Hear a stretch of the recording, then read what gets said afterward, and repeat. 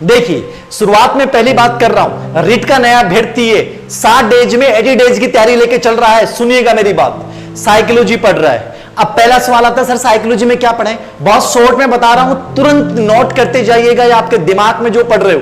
मैंने कहा कि किताबें चेंज करने की कोई आवश्यकता नहीं है, विश्वास होना चाहिए। मैं साइकोलॉजी पढ़ रहा हूं, मेथड पढ़ रहा हूं, पर्यावरण पढ़ रहा हूं, जो भी किताब पढ़ रहा हूं भी किताब को लेखक और वो किताब के कंटेंट पे मुझे विश्वास है।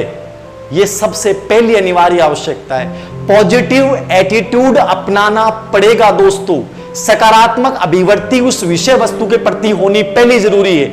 मैंने जब उस किताब को खरीदा तो खरीदने से पहले मुझे पता होना चाहिए था मैंने क्यों खरीदा, ये राइटर कौन है, इस राइटर का बैकग्राउंड क्या है, ये विषय से कितना बिलोंग करता है। अब मैंने उस किताब को पढ़ लिया है 2 से 3 बार, तो मुझे उसी किताब को कंटिन्यू रखना चाहिए। याद रखना, साइकोलॉजी में जो किताब आपने पढ़ी है, चाहे वो अवनी मनोविज्ञान पढ़ी है, चाहे आपने कोई भी राइटर किताब पढ़ी है, चाहे आपने कोई टेक्स्ट रेफरेंस किताब पढ़ी है, चाहे आपने आरबीएससी बोर्ड की किताब पढ़ी है, सिंपल सी बात याद रखना है, एक गाइड जो भी आपने पढ़ी है उस गाइड को आपको रिपीट करना है। मैं नहीं कहूंगा धीर सिंह सर की किताब पढ़िए, उस गाइड को रिपीट करना है। एक किताब का नाम लिया मैंने ये कह दिया है कि मैं मेरी किताब का नाम लूंगा, आप कहोगे सर अपने वीडियो में आप ही बता रहे हो, मैं कैसे बता सकता हूं? ठीक है, एक किताब को चुनिए, पूर्व एग्जाम के क्वेश्चन पेपर को उठा के देखिए, पूर्व एग्जाम के क्वेश्चन पेपर को उठा के देखिए। इन 2 चीजों के अलावा कुछ नहीं देखना है। यदि आपकी हिम्मत है, आरबीएससी बोर्ड की साइकोलॉजी को मैंने अपनी किताब में पूरा शामिल किया है, फिर भी आप देख सकते हैं आरबीएससी बोर्ड की साइकोलॉजी को मात्र आप 3 या 4 दिन में तैयार कर सकते हो, इतना ही कंटेंट है। मैं अवनी एजुकेशन ऐप पे ऑलरेडी 11वीं और 12वीं की आरबीएससी बोर्ड की किताब मैं करवा भी रहा हूं, और मैं करवाते समय मैंने देखा है कि बहुत कम कंटेंट है, बहुत सामान्य कंटेंट है।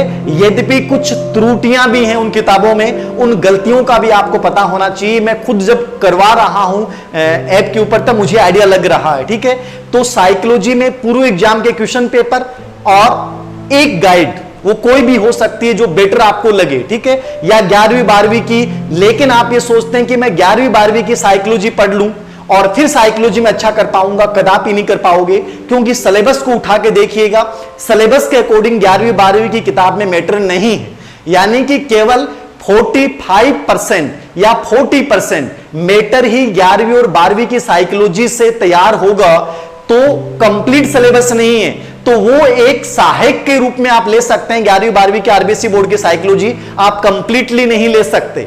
मॉडल पेपर के लिए आप लोग पूछते हैं, मैंने भी मॉडल पेपर निकाल रखे हैं, उनको देख सकते हैं। डाउटफुल क्वेश्चन सीरीज देख सकते हैं, टेस्ट सीरीज वाले क्वेश्चन देख सकते हैं, या जिस टीचर पे आप बिलोंग करते हैं, बिलीव करते हैं कि सर वो बहुत अच्छे क्वेश्चन बनाते हैं, बहुत अच्छे क्वेश्चन बनाते हैं, तो बनाने से बेटर यह है कि यदि उस टीचर ने पूर्व एग्जाम के क्वेश्चनों को आधार को लेकर क्वेश्चन बनाए तो उनका अभ्यास कीजिए।